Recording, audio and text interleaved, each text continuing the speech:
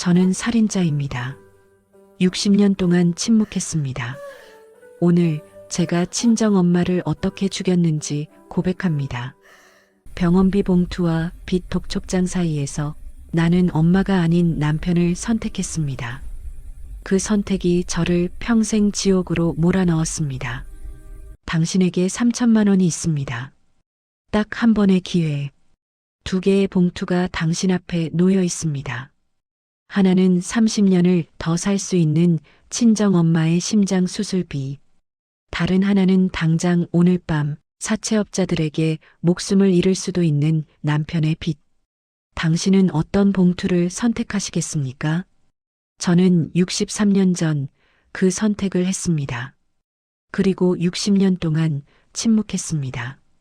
오늘 처음으로 제가 어떻게 친정엄마를 죽였는지 고백합니다. 제 이름은 김순자. 올해 85세입니다. 세상 사람들은 저를 모범적인 아내, 헌신적인 어머니라고 칭찬했습니다. 하지만 그들은 몰랐습니다. 저는 가족을 지킨 영웅이 아닙니다. 저는 살인자입니다. 친정엄마를 죽인. 오늘의 사연도 즐겁게 시청하시고 구독, 좋아요, 알림 설정으로 함께 해주세요. 지금 제 손에는 빛바랜 사진 한 장이 있습니다. 63년 전 친정엄마의 마지막 생일날 찍은 사진입니다. 엄마는 웃고 계셨죠. 하지만 저는 알고 있었습니다.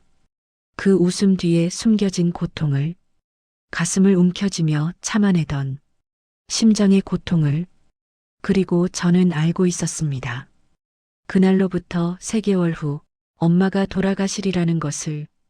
왜냐하면 제가 선택했으니까요. 엄마가 아닌 남편을 저는 텅 비니 집에서 매일 밤 악몽을 꿉니다. 엄마의 차가워진 손을 잡던 그 순간 영안실 차가운, 바닥에 무릎 꿇고 통곡하던 그 순간. 하지만 아무도 몰랐습니다. 제 눈물이 슬픔이 아닌 죄책감이었다는 것을. 60년 동안 저는 완벽한 가면을 썼습니다. 남편 앞에서, 자식들 앞에서, 세상 앞에서 아무도 몰랐습니다. 제가 매일 밤 엄마의 유품을 꺼내어 눈물로 적시며 용서를 빌었다는 것을. 왜 지금 이 이야기를 하느냐고요? 며칠 전 저는 의사로부터 선고를 받았습니다. 말기 앞 남은 시간 3개월. 이제 더 이상 숨길 수 없습니다. 죽기 전에 이 죄를 고백해야 합니다. 비록 엄마는 용서해주지 않으실지라도 저 스스로라도 이 지옥에서 벗어나고 싶습니다. 자, 이제부터 들려드리겠습니다. 한 여자가 어떻게 세상에서 가장 사랑하는 사람을 죽였는지, 그리고 그 선택이 어떻게 평생을 지옥으로 만들었는지. 1962년 봄, 저는 22살이었습니다. 중매로 만난 남편 박철수와 결혼했죠. 남편은 작은 무역회사를 운영하는 유망한 사업가였습니다. 친정엄마는 제 손을 꼭 잡으며 말씀하셨죠. 순자야, 좋은 사람 만났구나. 행복하게 살아라. 저는 대답했습니다. 엄마, 걱정 마세요. 제가 효도 많이 할게요. 그때는 몰랐습니다. 그 약속을 지킬 수 없으리라는 것을. 결혼 후 2년은 행복했습니다. 남편의 사업은 번창했고 우리는 서울 변두리에 작은 집을 마련했죠. 곧 아들이 태어났고 이어서 딸도 태어났습니다. 친정엄마는 손자, 손녀를 보며 기뻐하셨습니다. 순자야, 내가 이렇게 잘 살아주니. 엄마는 눈 감아도 여한이 없겠다. 엄마, 무슨 그런 말씀을 하세요. 아직 한참 사셔야죠. 엄마는 웃으셨습니다. 하지만 그 웃음 뒤로 가끔씩 가슴을 살짝 움켜쥐시는 모습을 저는 봤습니다. 순자야, 괜찮다. 나이 들면 다 그런 거야. 저는 대수롭지 않게 여겼습니다. 그것이 제 첫 번째 죄였습니다. 1965년 가을, 남편의 사업이 흔들리기 시작했습니다. 처음에는 작은 문제였습니다. 거래처 하나가 부도가 났고 연쇄적으로 다른 거래처들도 영향을 받았죠. 여보, 걱정 마, 금방 회복할 거야. 남편은 자신만만했습니다. 하지만 상황은 나아지지 않았습니다. 오히려 악화됐죠. 1966년 초 독촉장이 날아오기 시작했습니다. 처음에는 은행에서, 그 다음에는 거래처에서, 그리고 마침내 사채업자들에게서. 여보, 이게 대체 무슨 일이에요? 남편은 무릎을 꿇었습니다. 미안해. 순자야, 사업 자금이 필요해서 잠깐만 빌린 거야. 금방 갚을 수 있어. 얼마예요? 3천만 원, 3천만 원이었습니다. 당시 서울 변두리 집 세 채 값이었습니다. 남편은 울먹였습니다. 순자야, 미안해. 내가 잘못했어. 하지만 조금만 시간을 주면 갚을 수 있어. 제발 날 믿어줘. 저는 멍했습니다. 그런데 더 큰 충격이 기다리고 있었습니다. 바로 그날 밤 친정에서 급한 전화가 왔습니다. 순자야, 엄마가 쓰러지셨어. 동생의 다급한 목소리. 저는 황급히 친정으로 달려갔습니다. 병원 응급실 의사는 심각한 표정으로 말했습니다. 심장판막증입니다. 상태가 매우 안 좋습니다. 당장 수술을 하지 않으면 얼마나 걸리나요? 수술비요? 약 3천만 원 정도 예상됩니다. 그리고 빨리 하셔야 합니다. 늦어지면 손 쓸 수 없습니다. 3천만 원, 또다시 3천만 원이었습니다. 저는 그 순간 세상이 무너지는 것을 느꼈습니다.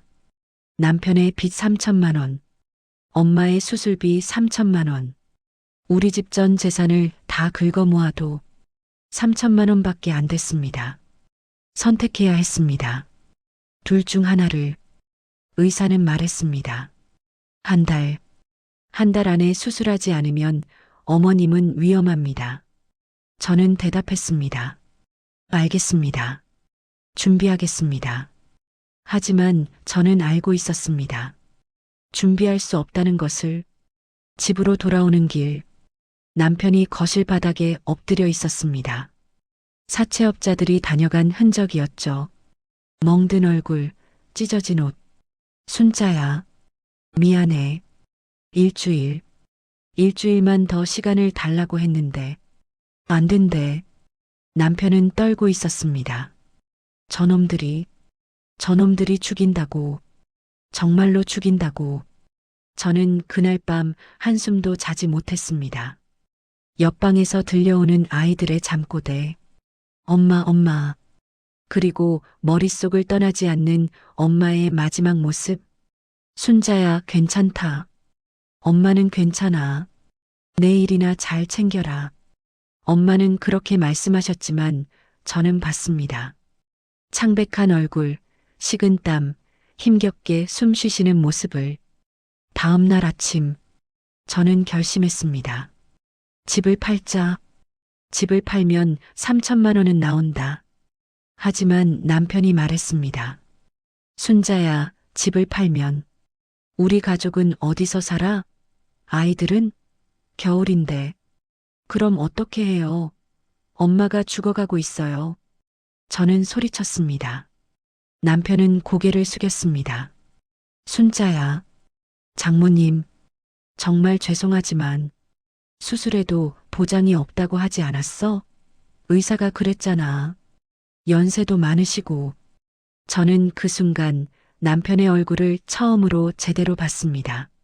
살고 싶어 하는 사람의 얼굴, 자기 목숨이 급한 사람의 얼굴. 그리고 저는 깨달았습니다. 남편은 장모님보다 자신이 먼저였습니다. 순자야, 사채업자들이 정말로 나를 죽일 거야. 저번에도 칼을 들이댔어. 진짜 죽을 거야, 나는. 남편은 제 치마를 붙잡고 울었습니다.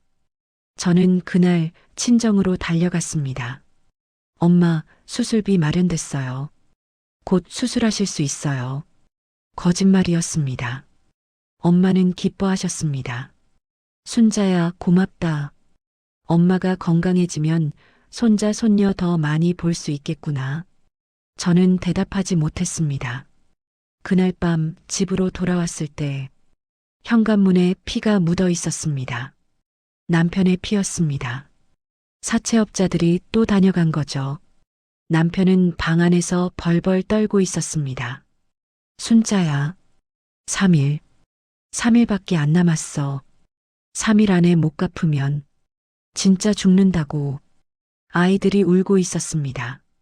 5살 아들, 3살 딸. 엄마 무서워. 저는 아이들을 안았습니다. 그리고 그 순간 결정했습니다. 선택을 했습니다. 다음 날 새벽, 저는 은행으로 달려갔습니다. 집 명의를 담보로 돈을 빌렸습니다. 3천만 원. 정확히 3천만 원. 은행원이 물었습니다. 무슨 용도십니까? 저는 대답했습니다. 가족을 살리는 데 쓸 겁니다. 거짓말은 아니었습니다. 다만 어느 가족인지를 말하지 않았을 뿐 저는 봉투에 돈을 넣었습니다. 두툼한 봉투, 엄마의 생명이 담긴 봉투, 아니 그래야 했던 봉투. 하지만 저는 그 봉투를 들고 병원이 아닌 다른 곳으로 향했습니다. 사채업자 사무실, 더럽고 음침한 골목 안쪽, 담배 연기가 자욱한 그곳, 박철수 씨 빚 갚으러 왔습니다. 사내는 비웃었습니다. 오, 부인이 직접 오셨네? 남편은 겁쟁이라 숨었나? 저는 봉투를 내밀었습니다. 3천만 원 확인하세요. 사내는 돈을 세었습니다. 하나, 둘, 셋. 돈을 세는 그 소리가 제 귓가에 메아리 쳤습니다. 엄마의 심장 소리처럼, 점점 느려지는 심장 소리처럼 확인했습니다. 빚청산. 사내가 영수증을 내밀었습니다. 저는 그 종이 쪼가리를 받아들었습니다. 엄마의 생명과 바꾼 종이 쪼가리를. 집으로 돌아오는 길, 저는 구역질이 났습니다. 길거리에 주저앉아 토했습니다. 하지만 뱃속에는 아무것도 없었습니다. 그저 쓰디쓴 위액만 나왔죠. 집에 들어서자 남편이 달려왔습니다. 순자야, 갚았어? 정말 갚았어? 네. 남편은 저를 껴안았습니다. 고맙소, 순자야. 당신이 날 살렸소. 당신이 우리 가족을 살렸어. 저는 남편의 품에서 꼼짝도 하지 않았습니다. 차가운 시체처럼. 그날 밤, 친정에서 전화가 왔습니다. 동생의 목소리였습니다. 순자야, 엄마 수술비 준비됐어? 의사 선생님이 빨리 하자고 하시는데. 저는 대답했습니다. 응, 조금만 더 기다려. 곧 마련할게. 또 거짓말이었습니다. 하지만 이번에는 알고 있었습니다. 마련할 수 없다는 것을. 일주일이 지났습니다. 엄마의 상태는 급격히 나빠졌습니다. 병원에서 연락이 왔습니다. 빨리 수술하지 않으면 정말 위험합니다. 며칠 안 남았습니다. 저는 병원으로 달려갔습니다. 엄마는 산소호흡기를 끼고 계셨습니다. 순자야. 엄마의 목소리는 너무 작았습니다. 엄마, 제가 왔어요. 순자야. 엄마, 수술 하고 싶은데. 저는 엄마의 손을 잡았습니다. 너무 차가웠습니다. 엄마, 곧 할 수 있어요. 조금만 기다려요. 또 거짓말. 순자야. 엄마가 손자 손녀 더 보고 싶은데. 엄마의 눈에서 눈물이 흘렀습니다. 저는 그 눈물을 닦아드렸습니다. 하지만 제 눈물은 닦을 수 없었습니다. 화장실에 숨어 소리 없이 울었습니다. 엄마 미안해. 미안해. 미안해. 하지만 엄마는 들을 수 없었습니다. 그로부터 2주 후 엄마는 돌아가셨습니다. 수술 한 번 받지 못하고 마지막 순간 엄마는 제 손을 잡으셨습니다. 순자야, 엄마, 행복했어? 너 같은 딸. 둬서.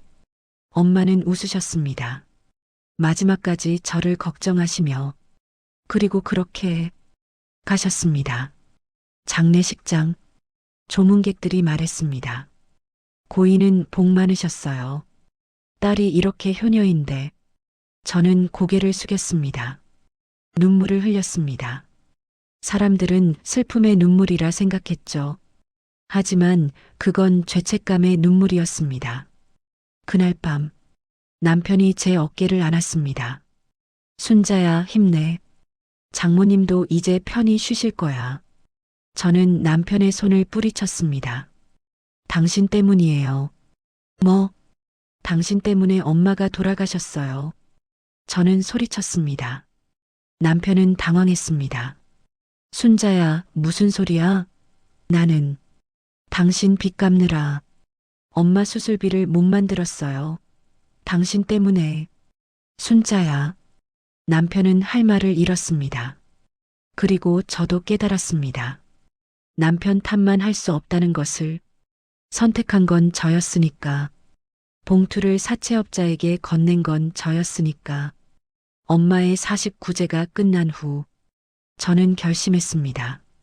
이 죄책감을 안고 살기로, 그 누구에게도 말하지 않기로, 무덤까지 가져가기로, 그리고 엄마께 속죄하는 마음으로 살기로, 완벽한 아내가 되기로, 완벽한 어머니가 되기로.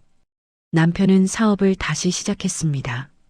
이번에는 조심스럽게, 착실하게. 그리고 운이 좋았는지 사업이 잘 풀렸습니다. 5년 후 우리는 빚을 다 갚았습니다. 10년 후 우리는 다시 여유로워졌습니다. 아이들은 무럭무럭 자랐습니다. 아들은 대학에 갔고 딸도 좋은 학교에 다녔습니다. 남편은 가끔 말했습니다. 순자야, 당신 덕분이요. 그때 당신이 날 포기하지 않았다면. 저는 웃으며 대답했습니다. 당신 무슨 소리예요? 우리 부부잖아요. 하지만 웃음 뒤에 숨겨진 것. 엄마에 대한 끝없는 죄책감. 매일 밤 엄마의 제사상을 차렸습니다. 남편 몰래, 아이들 몰래. 엄마, 오늘도 용서를 구합니다. 하지만 엄마는 대답하지 않으셨습니다. 저는 엄마의 유품을 간직했습니다. 낡은 손수건, 은반지, 마지막으로 입으셨던 저고리. 그것들을 만질 때마다 눈물이 났습니다. 하지만 가족 앞에서는 절대 울지 않았습니다. 화장실에 숨어서, 이불 속에 숨어서 울었습니다. 소리 없이, 아무도 모르게. 아이들이 물었습니다. 엄마, 외할머니 어떤 분이셨어요? 저는 대답했습니다. 착하고 좋은 분이셨어. 더 이상은 말하지 못했습니다. 목이 메어서. 아들이 또 물었습니다.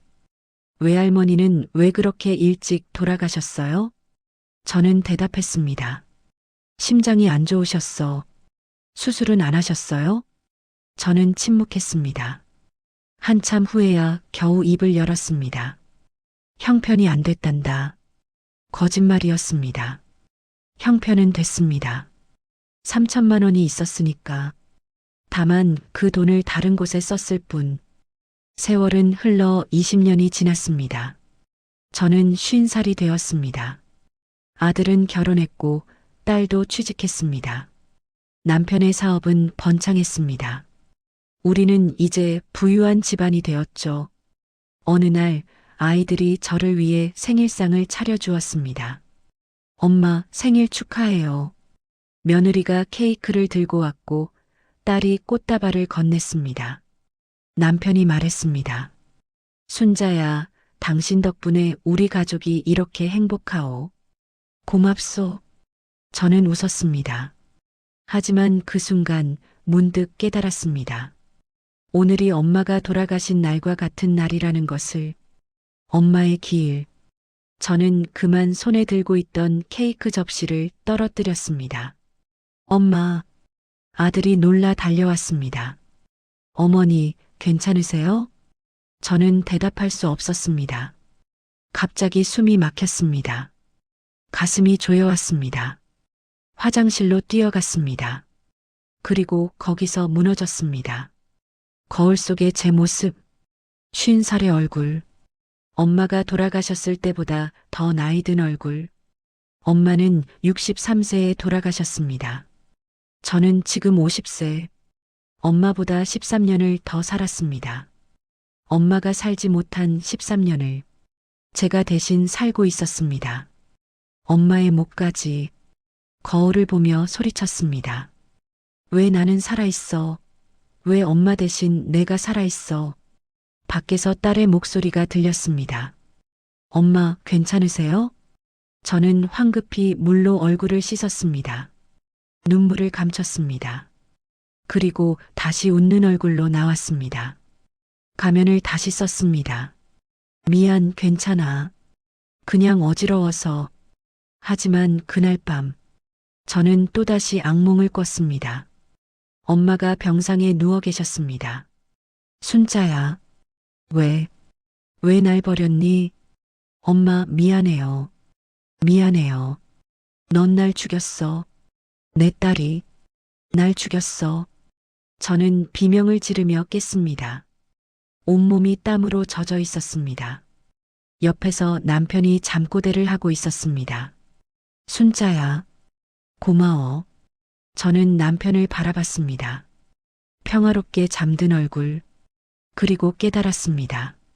이 사람은 모른다는 것을, 자기 목숨값이 엄마의 목숨이었다는 것을, 자기가 살아있는 이유가 엄마의 죽음 때문이라는 것을 저는 그날 밤 결심했습니다. 죽을 때까지 이 비밀을 지키리라. 하지만 운명은 달랐습니다. 그로부터 5년 후 딸이 결혼을 앞두고 있었습니다. 혼수를 준비하던 어느 날 딸이 저에게 물었습니다. 엄마, 외할머니 유품 같은 거 없어요? 유품? 네, 결혼할 때 외할머니의 뭔가를 가지고 가고 싶어서요. 애군을 막아준다잖아요. 저는 당황했습니다. 그래, 찾아볼게. 딸은 계속 물었습니다. 엄마는 외할머니 이야기를 잘 안 하시잖아요. 왜 그래요? 엄마가 일찍 돌아가셔서 슬퍼서 그래. 외할머니는 어떻게 돌아가신 거예요? 심장병? 수술은요? 저는 말문이 막혔습니다. 못하셨어. 왜요? 돈이 없었어요? 저는 고개를 끄덕였습니다. 거짓말. 돈은 있었습니다. 딸이 고개를 갸웃했습니다. 이상한데. 아빠가 그러셨는데 그때 할아버지가 사업하시다가 빚이 있었대요? 저는 놀라 딸을 쳐다봤습니다. 그래. 그럼 그 빚이랑 외할머니 수술비 중에 뭐가 먼저였어요? 딸의 눈빛이 날카로웠습니다. 저는 대답할 수 없었습니다. 엄마, 딸이 제 얼굴을 들여다봤습니다. 엄마, 왜 그래요? 무슨 일 있어요? 저는 고개를 저었습니다. 아무것도 아니야. 하지만 딸은 눈치챘습니다. 엄마가 뭔가 숨기고 있다는 것을. 엄마, 말해봐요. 대체 무슨 일이 있었던 거예요? 저는 도망치듯 자리를 떠났습니다. 엄마, 딸의 목소리가 뒤에서 들렸지만 저는 돌아보지 않았습니다. 돌아볼 수 없었습니다. 딸에게 진실을 말할 수 없었으니까. 내 할머니를 내가 죽였다고, 내 아버지를 살리려고. 그날 밤부터 딸은 변했습니다. 저를 보는 눈빛이 달라졌죠. 의심과 궁금증으로 가득 찬 눈빛. 엄마, 오늘 병원 다녀오셨어요? 응, 왜? 요즘 안색이 안 좋으셔서요. 혹시 어디 아프세요? 아니야, 괜찮아. 거짓말이었습니다. 사실 저는 매일 밤 악몽에 시달렸고 불면증으로 약을 먹고 있었습니다. 엄마의 얼굴이 자꾸 떠올라서. 엄마, 외할머니는 정말 어떤 분이셨어요? 딸은 계속 물었습니다. 착하고 따뜻한 분이셨어. 저한테는 왜 한 번도 그런 이야기 안 해주셨어요? 슬퍼서. 슬프면 더 이야기해야 하는 거 아니에요? 추억이라도 간직하려면? 저는 대답할 수 없었습니다. 추억이 아니라 죄책감이었으니까. 어느 날 딸이 친정집에 다녀왔습니다. 작은 외삼촌을 만나고 왔다고 했죠. 엄마, 외삼촌이 그러시는데요. 뭐라고? 외할머니가 돌아가시기 전에 수술비 이야기가 나왔었대요. 저는 식은땀이 났습니다. 그런데 갑자기 수술을 못하게 됐대요. 왜죠? 저는 숨을 삼켰습니다. 형편이 어려워서 그때 아빠 빚 때문이었어요? 딸의 목소리가 날카로웠습니다. 그래. 그럼 둘 중에 하나를 선택한 거예요? 딸이 제 눈을 똑바로 쳐다봤습니다. 저는 고개를 돌렸습니다. 그런 게 아니야. 그럼 뭔데요? 엄마, 대체 뭘 숨기는 거예요? 딸의 목소리가 높아졌습니다. 그때 남편이 거실로 나왔습니다. 무슨 일이야? 왜 소리를 질러? 딸이 남편을 돌아봤습니다. 아빠, 그때 빚 때문에 외할머니 수술을 못한 거 맞죠? 남편의 얼굴이 굳어졌습니다. 그건 딸이 소리쳤습니다. 아빠 빚 때문에 외할머니가 돌아가신 거잖아요. 남편은 할 말을 잃었습니다. 저도 마찬가지였죠. 그런데 딸의 다음 말이 저를 완전히 무너뜨렸습니다. 엄마는 왜 외할머니를 포기한 거예요? 진짜 엄마 친정엄마 맞아요? 저는 그 자리에 주저앉았습니다. 다리에 힘이 풀렸습니다. 딸과의 다툼 후 집안 분위기는 얼어붙었습니다. 남편은 죄책감에 시달렸고 저는 더 깊은 침묵 속으로 빠져들었습니다. 그런데 일주일 후 결혼한 아들이 집에 찾아왔습니다. 어머니, 이게 뭐예요? 아들이 손에 든 것은 낡은 노트였습니다. 제가 30년 동안 몰래 써온 일기장. 어디서 찾았니? 창고 정리하다가 발견했어요. 이거 읽어도 돼요? 저는 황급히 손을 뻗었습니다. 안 돼. 하지만 늦었습니다. 아들은 이미 몇 장을 읽은 상태였습니다. 어머니, 이게 무슨 내용이에요? 아들의 얼굴이 창백해졌습니다. 1966년 3월 15일. 오늘 나는 엄마를 죽였다. 3천만 원을 사채업자에게 건넸다. 엄마의 수술비를 남편의 빚을 갚는 데 썼다. 나는 살인자다. 아들이 떨리는 목소리로 읽었습니다. 아들아, 1966년 4월 3일. 엄마가 돌아가셨다. 나는 장례식장에서 울었다. 하지만 슬픔이 아닌 죄책감이었다. 나는 엄마를 버렸다. 아들아, 그만. 1967년 1월 1일. 새해가 밝았다. 하지만 나는 새로운 시작을 할 자격이 없다. 나는 살인자니까. 아들이 일기장을 떨어뜨렸습니다. 어머니, 이게 정말이에요? 저는 고개를 숙였습니다. 대답할 수 없었습니다. 외할머니 수술비를 아버지 빚 갚는데 쓰신 거예요? 저는 눈물을 흘렸습니다. 그래, 처음으로 인정했습니다. 30년 만에 아들은 충격에 빠진 얼굴로 뒤로 물러섰습니다. 어머니, 어떻게 그럴 수가. 저는 무릎을 꿇었습니다. 미안하다, 아들아. 엄마가 잘못했어. 아들은 고개를 저었습니다. 아니에요. 어머니 잘못이 아니에요. 아들의 목소리가 떨렸습니다. 아버지 때문이잖아요. 아들이 갑자기 돌아서서 나갔습니다. 아들아, 어디 가니? 아들은 대답하지 않았습니다. 그리고 30분 후 집안이 발칵 뒤집혔습니다. 아들이 온 가족을 불러 모았습니다. 남편, 딸, 며느리까지 거실에 모두 모였습니다. 아들이 일기장을 탁자 위에 던졌습니다. 다들 이거 읽어보세요. 뭔데? 딸이 일기장을 집어들었습니다. 그리고 읽기 시작했습니다.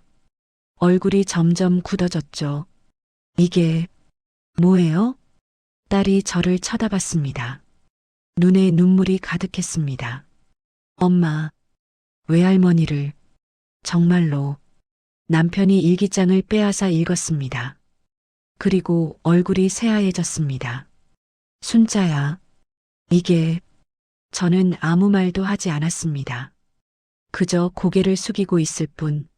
며느리가 조심스럽게 물었습니다. 어머님, 이게 사실인가요? 저는 고개를 끄덕였습니다. 거실이 조용해졌습니다.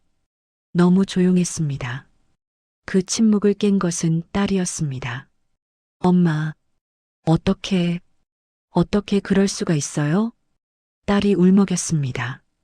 친정엄마를, 진짜 친정엄마를 어떻게 버릴 수가 있어요? 저는 대답할 수 없었습니다.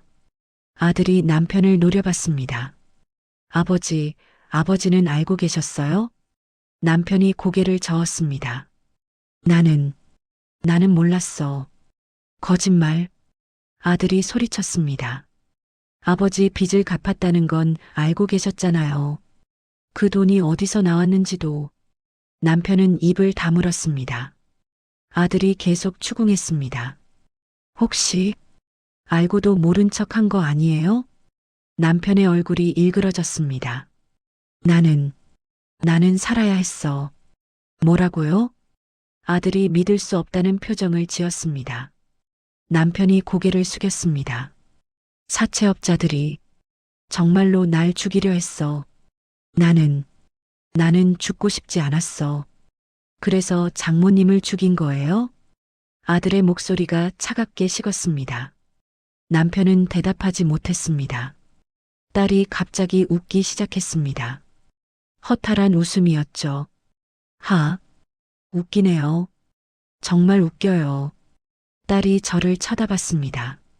엄마는 평생 외할머니한테 미안하다고 하셨죠? 저는 고개를 끄덕였습니다. 그런데 왜 아버지한테는 미안하다고 안 하세요? 아버지 때문에 외할머니가 돌아가신 건데 왜 아버지한테는 화를 안 내세요? 딸의 질문에 저는 할 말을 잃었습니다. 왜냐고요? 엄마가 선택한 거잖아요. 아무도 강요 안 했잖아요. 딸의 목소리가 높아졌습니다. 엄마가 외할머니 대신 아버지를 선택한 거잖아요. 저는 눈물을 흘렸습니다. 딸의 말이 맞았으니까. 아무도 강요하지 않았습니다. 선택한 건 저였습니다. 그날 밤 남편이 제 방으로 들어왔습니다. 순자야.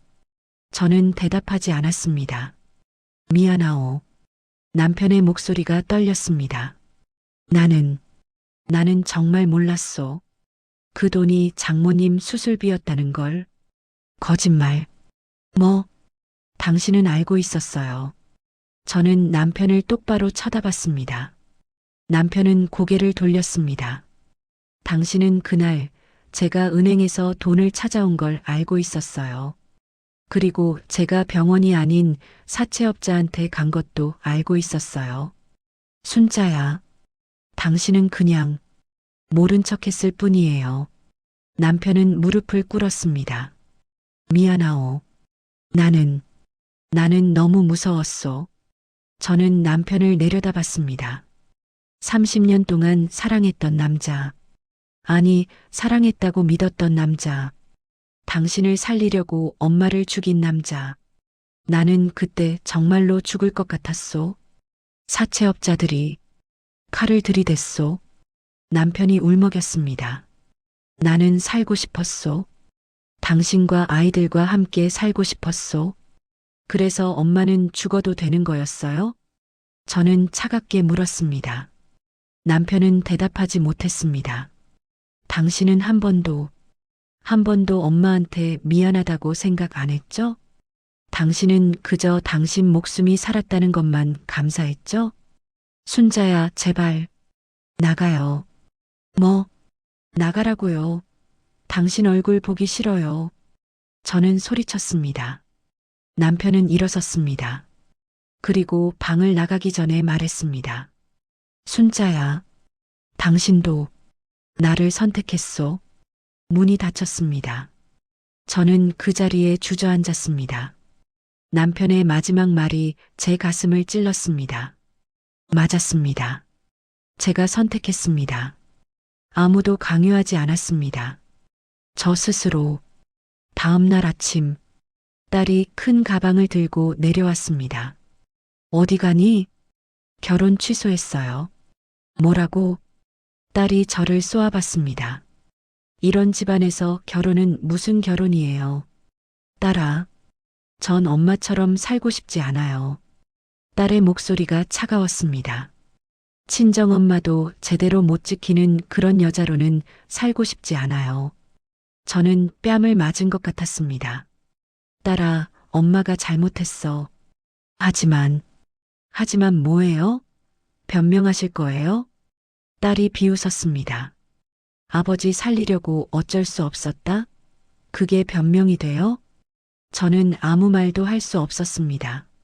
전 엄마가 이해가 안 가요. 딸이 계단을 내려왔습니다. 30년 동안 왜 그렇게 사셨어요? 죄책감에 시달리면서. 차라리 그때 아버지를 버렸으면 속이라도 시원했을 텐데. 딸아, 아니면 외할머니를 선택하고 아버지를 포기하든지. 딸이 소리쳤습니다. 근데 엄마는 둘 다 가지려고 했잖아요. 아버지도 살리고 양심도 지키려고. 저는 할 말을 잃었습니다. 그래서 30년 동안 지옥 같은 삶을 사신 거잖아요. 그게 뭐가 대단한 거예요? 딸아, 그런 말 하지 마. 전 엄마가 불쌍해요. 딸의 눈에 눈물이 고였습니다. 하지만 동시에 한심해요. 딸이 현관문을 열었습니다. 딸아, 어디 가는 거야? 친구 집에 가요. 당분간 안 들어올게요. 딸아, 저는 딸의 팔을 붙잡으려 했습니다. 하지만 딸은 뿌리쳤습니다. 엄마, 손 떼요. 전 엄마 보기 싫어요. 문이 쾅 닫혔습니다. 저는 그 자리에 멍하니 서 있었습니다. 일주일 후 아들이 다시 찾아왔습니다. 이번에는 며느리와 함께. 어머니, 응, 아들아. 저희 당분간 외국으로 갈까 해요. 외국? 네. 회사에서 해외 발령 기회가 있는데 받으려고요. 저는 아들을 쳐다봤습니다. 아들은 제 눈을 피했습니다. 언제 가는데? 다음 달이요. 그렇게 급하게. 아들은 대답하지 않았습니다. 대신 며느리가 조심스럽게 말했습니다. 어머님, 죄송해요. 저희도 좀 정리가 필요해서요. 저는 고개를 끄덕였습니다. 이해했습니다. 아들도 딸처럼 저를 피하고 싶은 거였죠. 아들아, 네 어머니, 엄마가 미안하다. 아들의 눈에 눈물이 맺혔습니다. 어머니, 어머니는 잘못 없으세요. 아들이 말했습니다. 하지만 목소리는 떨리고 있었죠. 어머니는 그저 가족을 지키려 했을 뿐이에요. 저는 웃었습니다. 슬픈 웃음이었죠. 가족을 지키려다가 엄마를 잃었어. 어머니, 아들도 엄마가 한심하지? 아들은 고개를 저었습니다. 하지만 눈빛은 거짓말을 하고 있었습니다. 어머니, 저희 간 다음에 건강하세요. 아들이 일어섰습니다. 아들아, 네, 다시 볼 수 있을까? 아들은 잠시 침묵했습니다. 그럼요. 당연히 뵐 거예요. 거짓말이었습니다. 우리 모두 알고 있었죠. 아들은 돌아오지 않을 거라는 것을. 아들이 떠난 후 집에는 저와 남편만 남았습니다. 하지만 우리는 대화하지 않았습니다. 같은 집에 살지만 남남처럼. 남편은 매일 늦게 들어왔습니다. 술 냄새를 풍기며 어디 갔다 와요? 저는 묻지 않았습니다. 남편도 설명하지 않았습니다. 어느 날 밤 남편이 취해서 중얼거렸습니다. 순자야, 나는 잘못했소. 저는 대답하지 않았습니다. 나는 살인자요. 저는 고개를 돌렸습니다. 당신만이 아니에요. 나도 살인자예요. 남편이 저를 쳐다봤습니다. 우리 둘 다. 장모님을 죽였소. 저는 눈을 감았습니다. 맞았습니다. 둘 다 살인자였습니다. 그날 밤 저는 결심했습니다. 더 이상 이렇게 살 수 없다고, 진실을 밝혀야 한다고. 비록 가족이 모두 떠났지만, 비록 남편과의 관계가 끝났지만, 엄마께는 진실을 고백해야 한다고. 저는 30년 만에 동생에게 연락했습니다. 친정 남동생, 오빠 나야. 누나? 동생의 목소리가 놀란 듯 했습니다. 오랜만이다. 응? 무슨 일이야? 할 이야기가 있어. 만날 수 있어? 무슨 이야기? 엄마 이야기. 동생은 잠시 침묵했습니다. 그러고는 한숨을 쉬었습니다. 누나, 지금 와서 무슨? 동생아, 제발. 한 번만 만나자. 동생은 마지못해 승낙했습니다. 우리는 엄마가 자주 가시던 공원에서 만났습니다. 30년 만에 보는 동생. 머리가 희끗희끗했습니다. 오랜만이다, 동생아. 응. 동생은 어색하게 웃었습니다. 우리는 벤치에 앉았습니다. 저는 천천히 입을 열었습니다. 동생아, 너한테 할 이야기가 있어. 뭔데? 엄마 수술비 말이야. 동생의 얼굴이 굳어졌습니다. 그때 누나가 준비했다고 하지 않았어? 저는 고개를 저었습니다. 거짓말이었어. 뭐? 나는 준비 못했어. 동생이 저를 쳐다봤습니다. 그럼 엄마는? 저는 눈물을 흘리며 고백했습니다. 나는 그 돈을 남편 빚 갚는 데 썼어. 동생의 얼굴이 창백해졌습니다. 뭐라고? 미안해. 동생아, 나는 누나가 엄마를. 동생이 믿을 수 없다는 표정을 지었습니다. 저는 계속 고백했습니다. 30년 동안 숨겼던 진실을, 모든 것을. 동생은 듣고만 있었습니다. 얼굴은 점점 굳어갔죠. 제 이야기가 끝났을 때 동생이 일어섰습니다.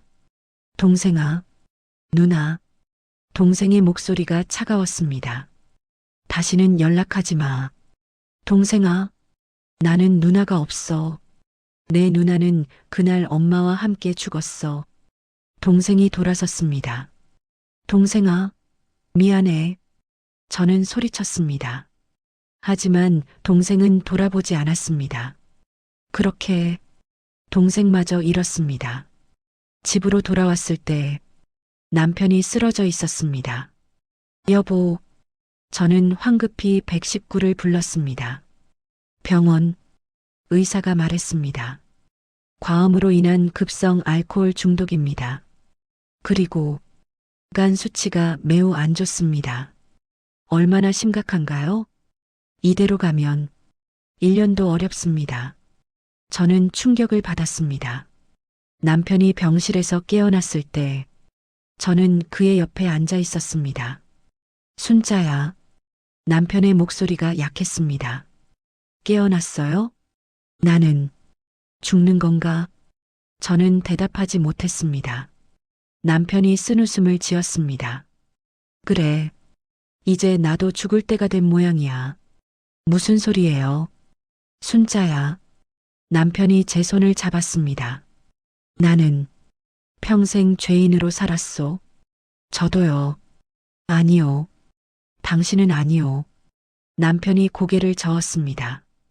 당신은 가족을 위해 희생했소.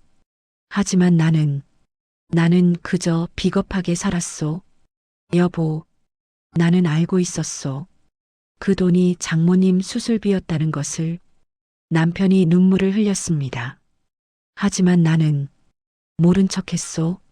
살고 싶었으니까. 남편이 제 손을 꽉 쥐었습니다. 미안하오, 순자야. 당신을 살인자로 만들어서. 저는 고개를 저었습니다. 아니에요. 선택한 건 저예요. 아니요. 남편이 흐느꼈습니다. 나 때문이요. 모두 나 때문이요. 우리는 그렇게 함께 울었습니다. 30년 만에 처음으로 남편이 퇴원한 후 우리는 대화를 시작했습니다. 처음으로 진실된 대화를. 순자야, 우리 어떻게 해야 할까? 모르겠어요. 나는 장모님께 용서를 빌고 싶소. 어떻게요? 남편은 잠시 생각했습니다. 그리고 말했습니다. 묘소에 가자. 장모님께 직접 사죄하러. 저는 고개를 끄덕였습니다. 우리는 엄마의 묘소로 향했습니다. 30년 만에 묘비 앞에 선 우리. 남편이 무릎을 꿇었습니다. 장모님, 용서하십시오. 남편이 머리를 조아렸습니다. 저도 무릎을 꿇었습니다. 엄마, 미안해요. 우리는 그렇게 한참을 울었습니다. 하지만 엄마는 대답하지 않으셨습니다. 당연했죠. 돌아가신 분은 말씀하실 수 없으니까. 그날 밤, 집으로 돌아온 우리는 또 다른 결정을 했습니다. 순자야, 아이들한테 편지를 쓰자. 편지요? 응. 모든 진실을, 우리의 사죄를. 저는 고개를 끄덕였습니다. 우리는 밤새 편지를 썼습니다. 아들에게, 딸에게, 동생에게, 모두에게 우리의 죄를, 우리의 후회를, 우리의 사죄를. 편지를 보낸 지 일주일. 아무 연락이 없었습니다. 아들에게서도 딸에게서도 동생에게서도. 저는 매일 전화기를 붙들고 앉아 있었습니다. 하지만 전화는 울리지 않았습니다. 남편은 날로 수척해져 갔습니다. 술을 끊었지만 이미 몸은 망가진 상태였죠. 순자야, 아이들이 연락 안 하나? 저는 고개를 저었습니다. 남편은 한숨을 쉬었습니다. 그럴 만도 하지. 우리가 너무 큰 죄를 지었으니. 그날 밤, 저는 또 악몽을 꿨습니다. 하지만 이번엔 달랐습니다. 엄마가 나타나셨죠. 순자야, 엄마. 저는 달려가 엄마를 안으려 했습니다. 하지만 엄마는 투명했습니다. 손이 그대로 통과했죠. 엄마, 미안해요. 정말 미안해요. 저는 무릎을 꿇고 울었습니다. 엄마는 저를 내려다보셨습니다. 그 얼굴에는 화도 원망도 없었습니다. 그저 슬픔만 가득했죠. 순자야, 너는 왜 그랬니? 엄마, 저는 내가 내 딸인데 왜 나를 버렸니? 저는 대답할 수 없었습니다. 엄마가 손을 뻗으셨습니다. 하지만 닿지 않았죠. 순자야, 엄마는 내가 행복했으면 좋겠구나. 엄마, 저는 비명을 지르며 깼습니다. 온몸이 땀으로 젖어 있었습니다. 남편이 놀라 깨어났습니다. 순자야, 무슨 일이오? 엄마가 나타나셨어요. 꿈이요? 아니에요. 진짜 엄마였어요. 저는 떨고 있었습니다. 남편이 저를 안았습니다. 괜찮소? 괜찮아. 하지만 괜찮지 않았습니다. 엄마의 마지막 말이 자꾸 떠올랐으니까. 행복했으면 좋겠다고. 저를 버린 딸에게. 그로부터 3일 후 우편함에 편지 한 통이 들어 있었습니다. 딸의 필체였습니다. 저는 떨리는 손으로 봉투를 뜯었습니다. 엄마께. 엄마의 편지 잘 받았어요. 저는 며칠 동안 울었어요. 화가 났어요. 억울했어요. 슬펐어요. 외할머니가 불쌍했어요. 엄마도 불쌍했어요. 하지만 가장 불쌍한 건 저였어요. 이런 가족사를 가진 제 자신이요. 엄마, 전 엄마를 용서할 수 없어요. 아직은요. 하지만 이해는 해요.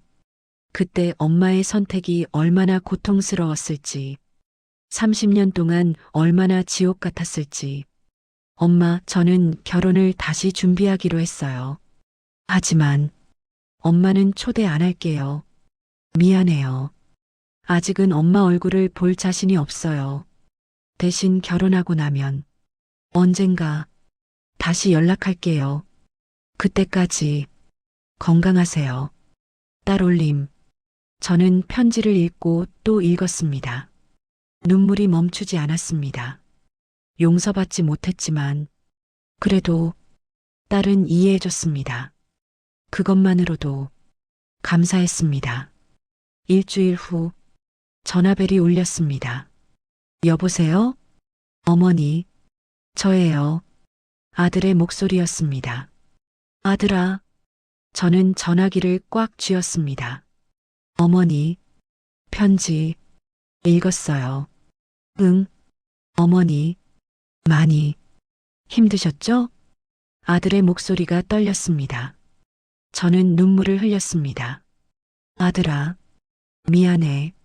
엄마가 잘못했어. 어머니, 울지 마세요. 아들도 울고 있었습니다. 저도 생각을 많이 했어요. 어머니가 왜 그런 선택을 할 수밖에 없었는지. 아들아, 어머니는 잘못 없으세요. 저는 고개를 저었습니다. 아니야. 엄마는 죄인이야. 아닙니다. 어머니는 희생자예요. 아들이 단호하게 말했습니다. 그 시대가, 그 상황이 어머니를 그렇게 만든 거예요. 저는 울음을 터뜨렸습니다. 아들아, 고맙다. 정말 고맙다. 어머니, 다음 달에 잠깐 들어갈게요. 정말? 네. 며느리도 어머니 뵙고 싶대요. 저는 기쁨에 떨었습니다. 아들아, 어머니 건강하세요. 곧 뵐게요. 전화가 끊어졌습니다. 저는 전화기를 붙들고 한참을 울었습니다. 이번엔 기쁨의 눈물이었습니다. 그로부터 며칠 후 초인종이 울렸습니다. 누구세요? 문을 여니 동생이 서 있었습니다. 동생아, 누나. 동생의 얼굴은 여전히 굳어 있었습니다. 들어와. 동생은 조심스럽게 들어왔습니다. 우리는 거실에 마주 앉았습니다. 침묵이 흘렀습니다. 동생이 먼저 입을 열었습니다. 누나, 편지 받았어. 응. 며칠 동안 고민했어. 저는 동생을 쳐다봤습니다. 용서할 수 있을지, 없을지. 그런데 어젯밤에 꿈을 꿨어. 꿈, 엄마가 나타났어. 저는 깜짝 놀랐습니다. 나도 엄마 꿈을 꿨어. 동생이 고개를 들었습니다. 엄마가 뭐라고 하시던? 엄마는 나보고 행복했으면 좋겠다고. 동생이 웃었습니다. 쓸쓸한 웃음이었죠. 나한테는 누나를 용서하라고 하시더라. 동생아, 처음엔 화가 났어. 엄마한테. 동생의 눈에 눈물이 맺혔습니다. 왜 엄마를 죽인 누나를 용서하라고 하시냐고 소리쳤어. 그랬더니 엄마가 그러시더라. 순자가 가장 고통스러웠을 거라고. 저는 눈물을 흘렸습니다. 엄마가 그렇게 말씀하셨어? 응. 동생이 제 손을 잡았습니다. 누나, 나는 아직도 화가 나. 알아. 하지만 엄마가 용서하라고 하셨어. 동생이 눈물을 닦았습니다. 그러니까 나도 노력해 볼게. 동생아. 저는 동생을 안았습니다. 동생도 저를 안았습니다. 우리는 그렇게 한참을 울었습니다. 30년 만에 남매로 돌아왔습니다. 며칠 후 동생이 다시 찾아왔습니다. 이번에는 낡은 상자를 들고 누나, 이거 엄마 유품인데. 뭔데? 엄마가 돌아가시기 전에 남기신 편지들이야. 편지? 동생이 상자를 열었습니다. 그 안에는 여러 통의 편지가 들어 있었습니다. 봉투마다 이름이 적혀 있었죠. 순자에게 내 손이 떨렸습니다. 이게 뭐야? 엄마가 돌아가시기 전에 쓰신 거야. 각자에게. 저는 봉투를 들었습니다. 30년 전 엄마의 필체. 왜 진작 안 줬어? 나도 오늘 처음 발견했어. 엄마 방 정리하다가 저는 떨리는 손으로 봉투를 뜯었습니다. 순자야, 이 편지를 읽을 때쯤이면 엄마는 이미 세상을 떠났겠구나. 엄마는 알고 있단다. 내가 왜 수술비를 마련하지 못했는지, 어디에 그 돈을 썼는지. 저는 믿을 수 없었습니다. 편지는 계속됐습니다. 엄마는 다 알았어. 내가 은행에서 돈을 찾아온 것도, 사채업자한테 간 것도, 철수 씨 빚을 갚은 것도. 저는 손이 떨려 편지를 거의 놓칠 뻔했습니다. 순자야, 엄마는 화나지 않는다. 내가 그럴 수밖에 없었다는 걸 안단다. 남편도 살려야 하고 아이들도 지켜야 하고 엄마 하나 때문에 가족이 무너질 순 없었지. 눈물이 쏟아졌습니다. 엄마는 늙었어. 어차피 오래 못 살아. 하지만 너희 가족은 앞으로 수십 년을 살아야 해. 엄마는 내 선택을 이해한단다. 그러니 너무 자책하지 마라. 엄마는 내가 행복했으면 좋겠구나. 사랑한다. 우리 순자야. 엄마가. 저는 편지를 읽고 또 읽었습니다. 엄마가 알고 계셨어. 동생도 울고 있었습니다. 엄마는 다 알고 계셨어.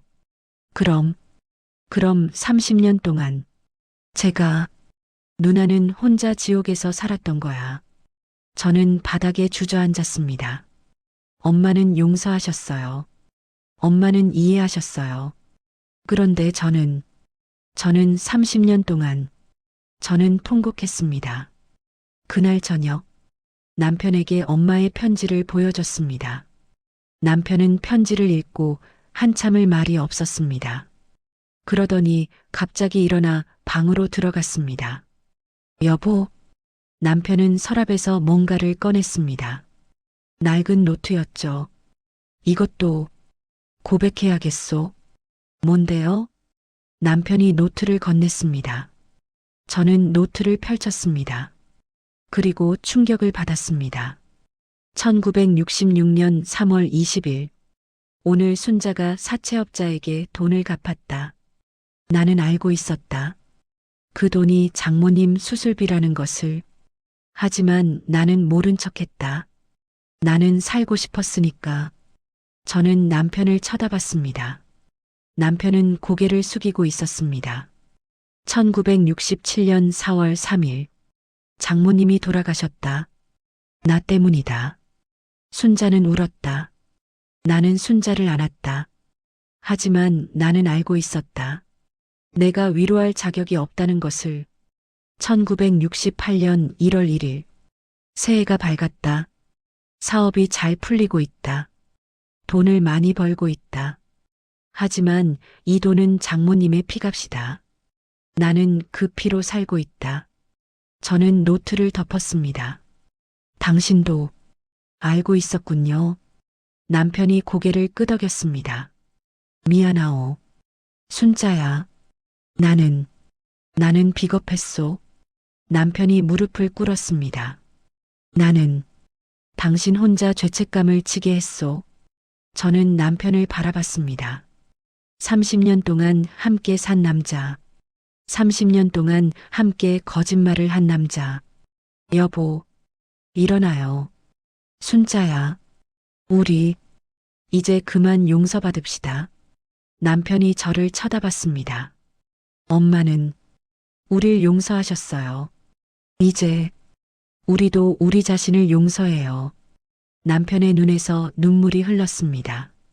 우리는 그날 밤 처음으로 마음 편히 잠들었습니다. 30년 만에 한 달 후 아들이 한국에 왔습니다. 며느리와 함께. 어머니, 아들아. 저는 아들을 껴안았습니다. 아들도 저를 꽉 안았습니다. 어머니, 많이 보고 싶었어요. 나도 많이 보고 싶었어. 우리는 한참을 안고 있었습니다. 며느리도 인사했습니다. 어머님 건강하세요? 응, 괜찮아. 너희는? 저희도 잘 지내고 있어요. 우리는 함께 식사를 했습니다. 오랜만에 온 가족이 모였습니다. 남편도 아들도 며느리도. 식사 중에 아들이 말했습니다. 어머니, 누나도 곧 온대요. 정말? 네. 결혼식 날짜 잡았대요. 저는 놀랐습니다. 초대? 하는 거니? 아들이 웃었습니다. 물론이죠. 어머니 안 오시면 안 되죠. 저는 눈물을 흘렸습니다. 일주일 후, 딸이 찾아왔습니다. 엄마, 딸아. 우리는 마주 섰습니다. 침묵이 흘렀습니다. 그러다 딸이 먼저 안겼습니다. 엄마, 미안해요. 딸아, 제가 너무 심하게 말했어요. 아니야. 엄마가 잘못했어. 우리는 그렇게 한참을 안고 울었습니다. 엄마, 결혼식에 와주세요. 딸아, 정말 괜찮겠니? 네. 엄마 없는 결혼식은 의미 없어요. 저는 딸을 더 꽉 안았습니다. 딸의 결혼식 날, 저는 한복을 입었습니다. 엄마가 입으셨던 한복. 거울을 보니 엄마가 보였습니다. 엄마, 오늘 순자 잘했죠? 거울 속 엄마는 웃는 것 같았습니다. 결혼식장, 많은 사람들이 모였습니다. 딸은 아름다웠습니다. 신부 대기실에서 딸이 말했습니다. 엄마, 외할머니도 보고 계실까요? 저는 고개를 끄덕였습니다. 그럼, 분명히 보고 계실 거야. 딸이 제 손을 잡았습니다. 엄마, 사랑해요. 나도 사랑해. 식이 시작되었습니다. 딸이 입장할 때, 저는 남편과 함께 양옆에서 딸을 안내했습니다. 많은 사람들이 축하해줬습니다. 저는 행복했습니다. 진심으로, 30년 만에 처음으로, 식이 끝나고, 우리 가족은 함께 사진을 찍었습니다. 남편, 아들, 며느리, 딸, 사위. 그리고 저, 사진사가 말했습니다. 자, 웃으세요. 우리는 웃었습니다. 진짜 웃음으로. 그 순간, 저는 느꼈습니다. 엄마가 옆에 계신 것을, 손을 잡아주시는 것을, 괜찮다고 잘했다고 말씀해 주시는 것을. 결혼식이 끝나고 6개월 후 남편의 건강이 급격히 나빠졌습니다. 병원에 입원했죠. 의사가 말했습니다. 이제 얼마 안 남았습니다. 저는 남편 곁을 지켰습니다. 매일 밤 매일 낮. 순자야. 네, 여보. 나는 행복했소. 저는 남편의 손을 잡았습니다. 당신 덕분에 30년을 더 살았소. 여보, 미안했소. 그리고 고마웠소. 남편의 목소리가 점점 약해졌습니다. 장모님, 곧 뵙겠습니다. 용서를 빌러 남편이 눈을 감았습니다. 여보, 저는 남편을 흔들었습니다. 하지만 남편은 대답하지 않았습니다. 남편은 그렇게 갔습니다. 장례식, 많은 사람들이 왔습니다. 아들도 딸도 친구들도 동생도 왔습니다. 조문객들이 말했습니다. 고인은 좋은 분이셨어요. 저는 고개를 끄덕였습니다. 맞았습니다. 남편은 좋은 사람이었습니다. 비록 약했지만, 비록 잘못을 했지만, 그래도 평생 저를 사랑했습니다. 그리고 마지막까지 회개했습니다. 장례를 치른 후 저는 남편을 엄마 묘소 옆에 묻었습니다. 이제 여보도 엄마께 용서받으세요. 바람이 불었습니다. 마치 엄마가 대답하시는 것 같았습니다. 남편이 떠나고 1년. 저는 70세가 되었습니다. 혼자 사는 삶이 외롭지 않냐고요? 아니요. 이제는 평화롭습니다.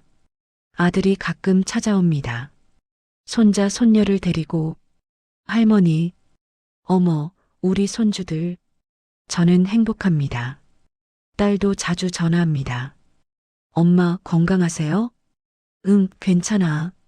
곧 아기 태어나요. 정말 축하한다. 저는 곧 외할머니가 됩니다. 동생과도 자주 만납니다. 누나, 오늘 엄마 산소 가자. 그래, 가자. 우리는 함께 엄마를 찾아뵙습니다. 그리고 이야기합니다. 엄마, 순자 잘 지내고 있어요. 이제는 행복해요. 바람이 불면 엄마가 대답하시는 것 같습니다. 그래, 잘했다. 어느 날, 저는 봉사활동을 시작했습니다. 독거노인 돌봄 봉사. 처음 만난 할머니가 말씀하셨습니다. 고맙소, 아가씨. 저는 웃었습니다. 아가씨라니요. 저도 할머니예요. 그래도 고맙소. 우리 딸은 바빠서 못 오는데. 저는 할머니의 손을 잡았습니다. 제가 자주 올게요. 할머니는 눈물을 흘리셨습니다. 그 눈물을 보며 저는 깨달았습니다. 이것이 제 속죄의 방법이라는 것을, 엄마를 제대로 돌보지 못한 제가 다른 엄마들을 돌보는 것, 그것이 제 남은 인생의 의미라는 것을. 지금 저는 85세입니다. 3개월 전 의사에게서 말기암 진단을 받았습니다. 남은 시간이 얼마 없습니다. 하지만 두렵지 않습니다. 곧 엄마를 뵐 수 있으니까. 오늘 저는 이 이야기를 녹음하고 있습니다. 제 인생 전체를, 죄와 벌을, 고통과 용서를, 이 이야기를 듣는 여러분께 전하고 싶습니다. 인생은 선택의 연속입니다. 때로는 불가능한 선택을 해야 할 때도 있습니다. 저처럼 그때 당신은 최선을 다해 선택하면 됩니다. 그리고 그 선택의 결과를 받아들이면 됩니다. 하지만 명심하세요. 자책은 하되 자기 파괴는 하지 마세요. 저는 30년을 지옥에서 살았습니다. 혼자서. 하지만 그럴 필요가 없었습니다. 엄마는 진작에 용서하셨으니까. 가족도 이해해줬을 테니까. 제가 먼저 용서를 구했다면, 제가 먼저 진실을 말했다면 30년의 지옥을 피할 수 있었을 겁니다. 그러니 여러분, 죄책감에 혼자 갇히지 마세요. 용서를 구하세요. 진실을 말하세요. 그리고 무엇보다 자신을 용서하세요. 당신은 최선을 다했습니다. 그것으로 충분합니다. 엄마, 이제 곧 엄마를 뵐 겁니다. 그때 제대로 인사드릴게요. 미안했다고, 사랑했다고, 그리고 고맙다고, 저를 용서해 주셔서, 저를 이해해 주셔서, 저를 사랑해 주셔서. 이 이야기를 듣는 모든 분들, 당신도 용서받을 자격이 있습니다. 당신도 행복할 자격이 있습니다. 과거의 죄책감에서 벗어나세요. 그리고 남은 인생을 사세요. 진짜로 행복하게. 제 이름은 김순자. 85세. 곧 세상을 떠날 한 여자.